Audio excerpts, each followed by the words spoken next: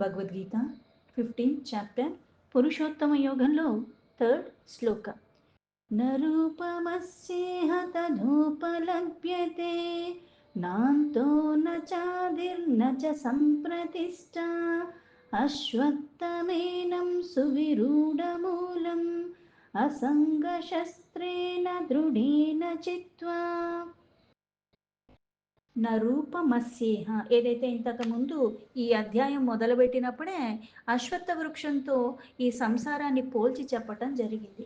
దీనికి ముందు దాంట్లో ఏమో అసలు దానికి మూలం ఏమిటి, అది ఎలా విస్తరిస్తుంది, విస్తరించటానికి కారణాలు ఏంటి అని అన్నీ చెప్పిన తర్వాత ఇక్కడ దాన్ని ఎలా ఆ బంధనాల్లోంచి నువ్వు విముక్తి చెందాలి అంటే ఎలా నువ్వు ఉండాలి అన్నదే ఇక్కడ విశేషంగా చెప్పటం. అందుకే నా రూపం, నా రూపం అంటే రూపం లేకుండా. ఇప్పుడు మనిషిని మనిషిలాగే ఉన్నాను, ఉన్నది కళ్ళు ఉన్నాయి, కాళ్ళు ఉన్నాయి, చేతులు ఉన్నాయి, అలాగే ఆలోచించడానికి బుర్ర ఇవన్నీ ఉన్నాయి. ఏవీ లేనట్టుగా, ఉన్న రూపం లేనట్టుగా అంటే అన్నిటికీ అతీతంగా గుణాతీత స్థితిలో ఉన్న పరమాత్మను అనన్యమైన భక్తితో గుణాతీతంగా నువ్వు ఉండి అంటే భేదం చూపించకుండా, నామ రూప వయో లింగ భేదాలేది చూపించకుండా సర్వము పరమాత్మ. అందుకే న రూపం మస్యేహం అంటే రూపం లేకుండా ఈ లోకంలో, అంటే సర్వము పరమాత్మే, అంతరంగికంగా ఉన్నది పరమాత్మ, బాహ్యంగా ఉన్నది పరమాత్మ, దాని ఉనికికి కారణం పరమాత్మ, దాన్ని సృష్టించింది పరమాత్మ, దాన్ని పోషిస్తుంది పరమాత్మ, దాన్ని లయం చేస్తుంది పరమాత్మ, అది ఉండటానికి చైతన్య రూపంలో మళ్ళీ అందులో ఉన్నది పరమాత్మ. అందుకుని న రూపం అస్య ఇహ, అదే నరూపమస్యేహ, ఈ సంసారంలో ఇట్లా రూపం లేకుండా దేని యొక్క ఈ లోకంలో ఈ విధానంగా తథోపలభ్యతే, ఈ విధంగా ఉపలభ్యతే అంటే కనిపిస్తుంది. అంటే అన్ని పైకి కనిపించేయి మాయా, ఆ పేరుని ఆ రూపాన్ని అన్నిటినీ పక్కకి పెట్టి దాని లోపల ఉన్నదాన్ని తెలుసుకునే ప్రయత్నం చేయి. నాంతో నచాధిర్, నాంతో అంటే నా అంతః, అంతము లేనిది.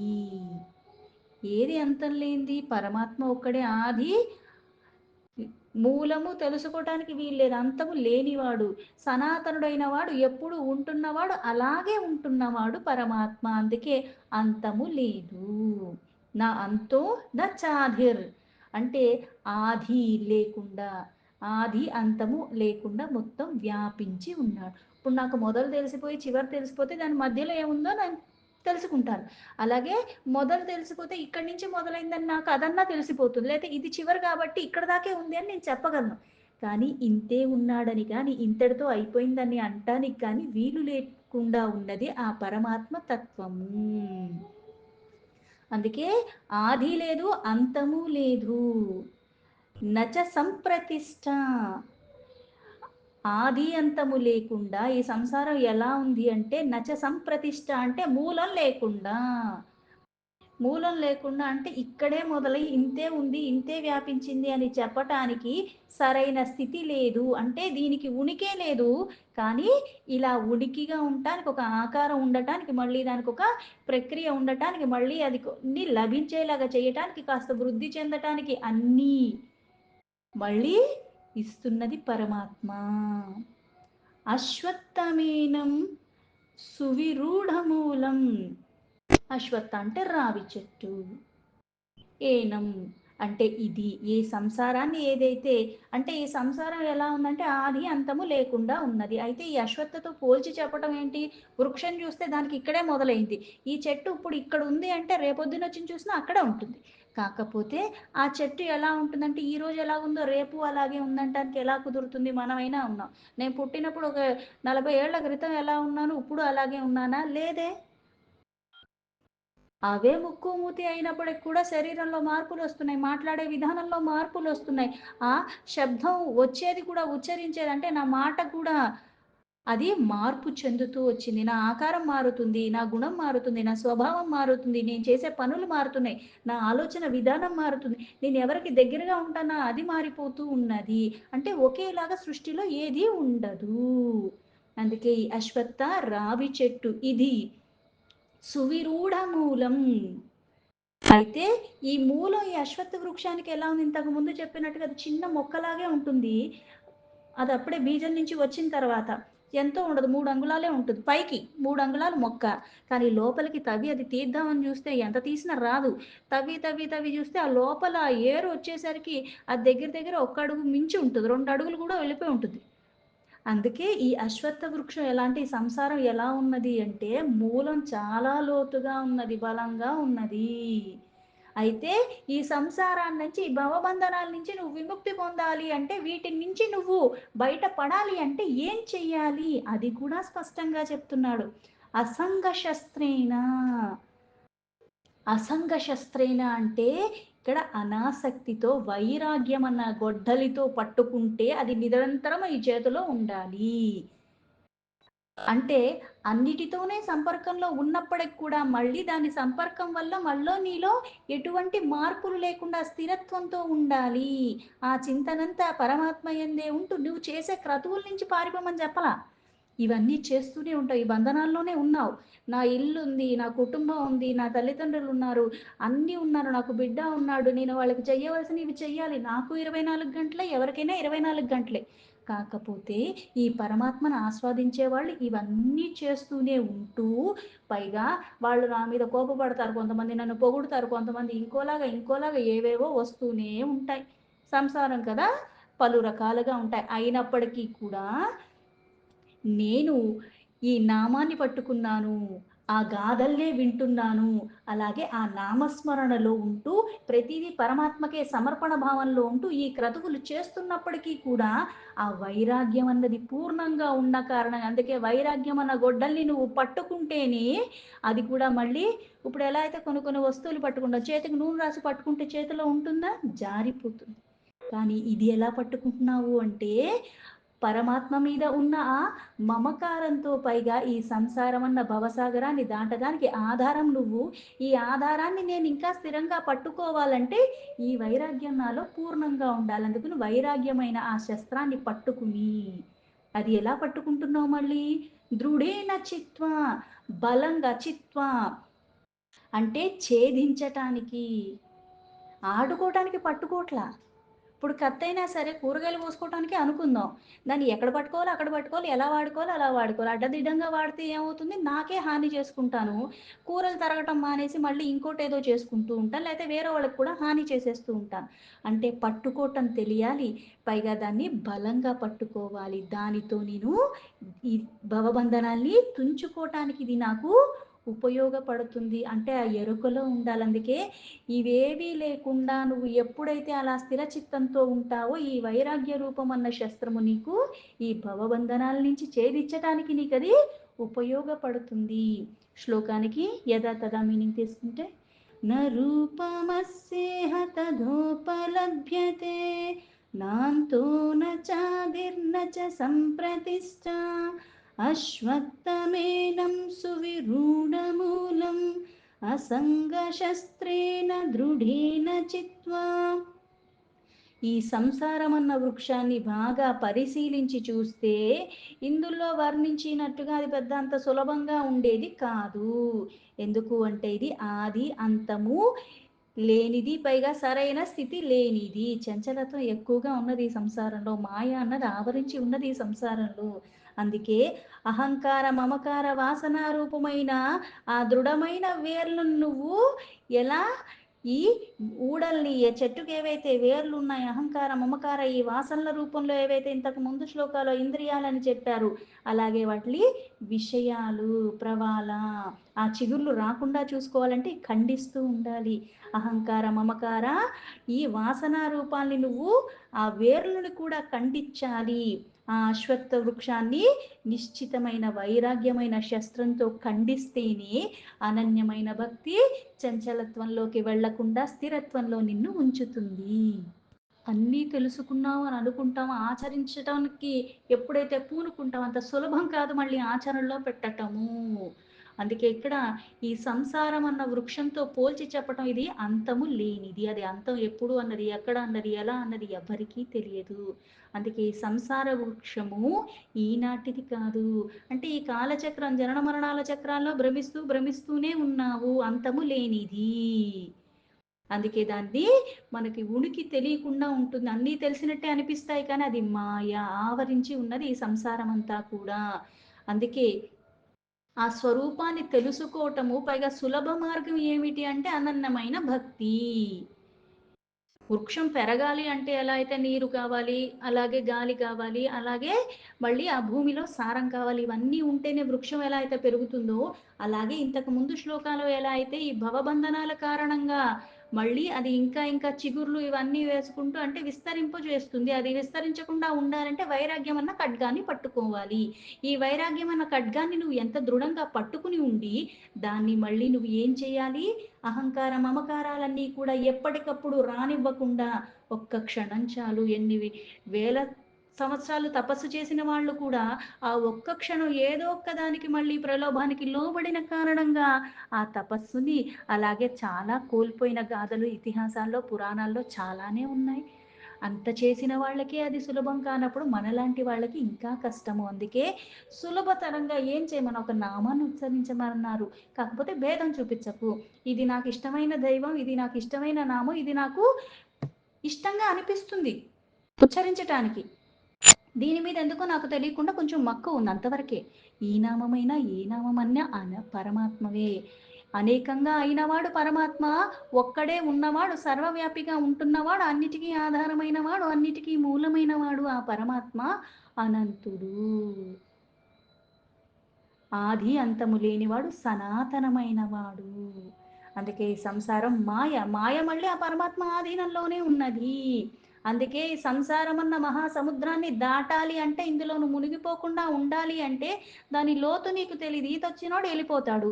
కాకపోతే ఆ ప్రవాహం అతిగా ఉన్నప్పుడు ఈత వచ్చిన వాడికి కూడా చాలా కష్టమైపోతుంది. అందుకే పరమాత్మ నామని, ఆ నామాన్ని నావగా నువ్వు చేసుకుంటున్నావు. ఆ నామము, ఆ కీర్తన బలంగా ఉండి ఇక్కడ నిన్ను భవసాగరాన్ని దాటిస్తుంది చాలా సునాయాసంగా. అందుకే సర్వము సమర్పణ భావంతో ఉంటేనే ఆ గొడ్డలంత దృఢంగా పట్టుకోవాలి. ఆ తత్వజ్ఞాన ప్రాప్తి కలిగిందని అనుకుంటాం కానీ అన్నీ కూడా క్షణభంగరంగానే మళ్ళీ తొలగిపోతాయి. ఏదైనా సరే శాశ్వతమైన వాడు పరమాత్మ ఒక్కడే. సంసారంలో ఉన్నది ప్రతిదీ కూడా అన్నీ నశించిపోయేవి. అందుకే ఇక్కడ ఈ జగత్తు ఒక కల్పం అయిపోయిందంటే మళ్ళీ ఇంకో కల్పం వస్తుంది. కొన్ని కల్పాలు దాటితే ఆ బ్రహ్మే ఉండట్లేదు. మన జీవితం బ్రహ్మ నిద్ర లేచే లోపల మనకే బోల్డు జన్మలు వచ్చేస్తున్నాయి అందులో.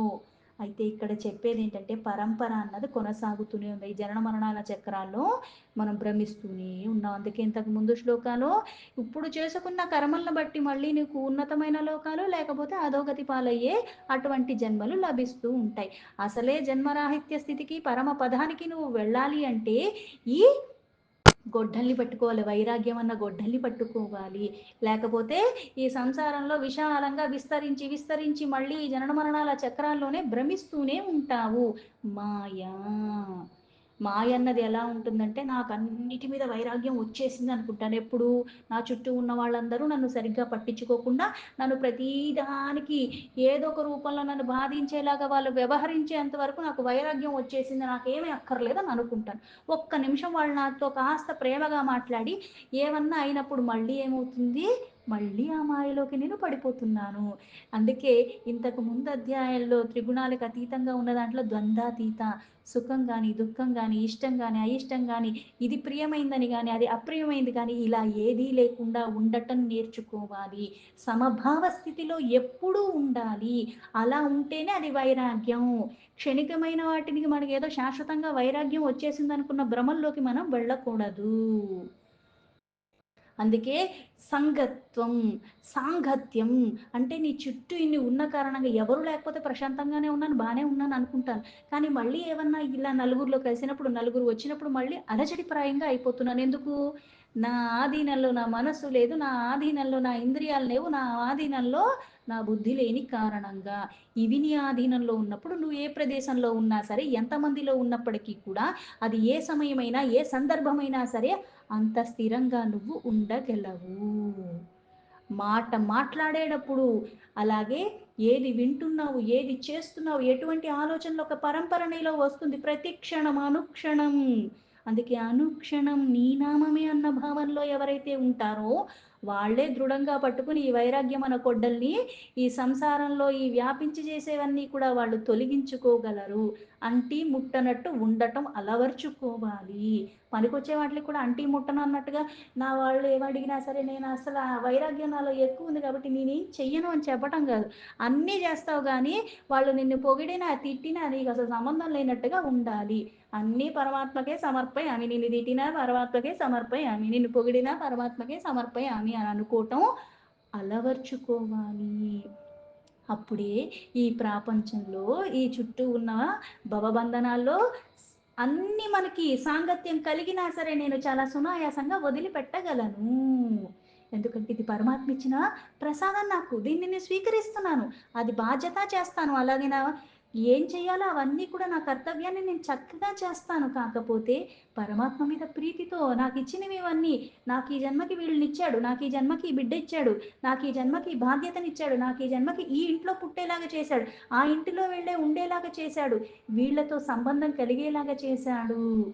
కానీ ఆ సాంగత్యంలో నా కర్తవ్యాన్ని చేసుకుంటూ ఉంటాను కానీ, దాని ప్రభావం నా మీద పడకుండా, ఆ చంచలత్వం నాలో రాకుండా చూసుకుంటాను. అలా ఎవరైతే ఉండగలరో, వాళ్ళే ఈ భవసాగరాన్ని చాలా సునాయాసంగా దాటగలగటం, ఈ పరంపరగా ఏవైతే జనన మరణాలు వస్తూ ఉన్నాయో, ఆ చక్రాన్ని కూడా వీడటం జరుగుతుంది.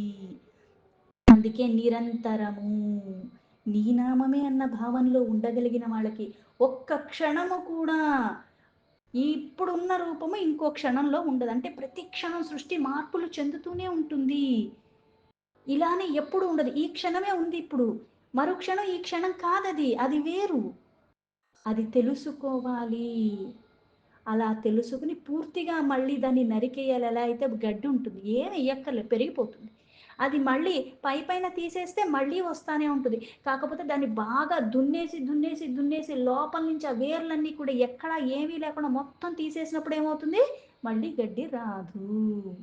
అంటే మూలాల నుంచి నువ్వు తొలగించుకోవాలి. గొడ్డలి చేతిలో ఉంది కదా అని పైపైన దాన్ని తీసేస్తే ఏమవుతుంది? మూలం తీయట్లా. మూలాల నుంచి తొలగించుకోవాలి. అందుకే దృఢంగా, ఆ మనస్సంతా దృఢంగా ఉండాలి. ఈ క్షణం ఇది, ఈ మరుక్షణం ఇంకోటి అన్నట్టుగా ఉండకూడదు. వివేకము, ఆలోచన, విద్య, అవిద్య.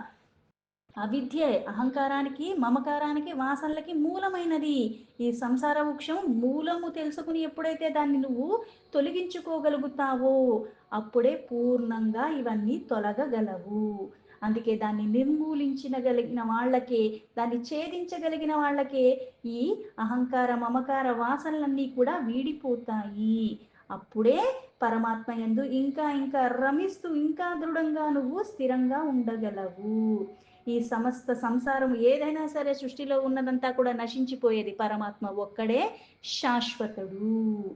అందుకుని దాన్ని నువ్వు ఆధారం చేసుకుని ఇవన్నీ కూడా నువ్వు పరమపదం పొందాలి. పరమపదమైన మార్గము. ఈ మధ్యలో అన్నీ కూడా మళ్ళీ మాయామోహాలకి లోబడకుండా ఉండటానికి నేను మళ్ళీ ఆ పరమాత్మ నామాన్ని అంత గట్టిగా పట్టుకోవాలి. అలా పట్టుకోలేకపోతే మళ్ళీ ఈ చక్రాల్లోనే పడిపోతాను. అందుకే ఇప్పుడు ఇది చేస్తున్నాను కాబట్టి దీని ప్రతిఫలం ఏమొస్తుందో అవి కూడా ఆలోచించొద్దని చెప్పాడు. అన్నీ పరమాత్మకే. నీకు ఏది లభిస్తుందో అది ఏదైనప్పటికి కూడా మహాప్రసాదంగా భావించు.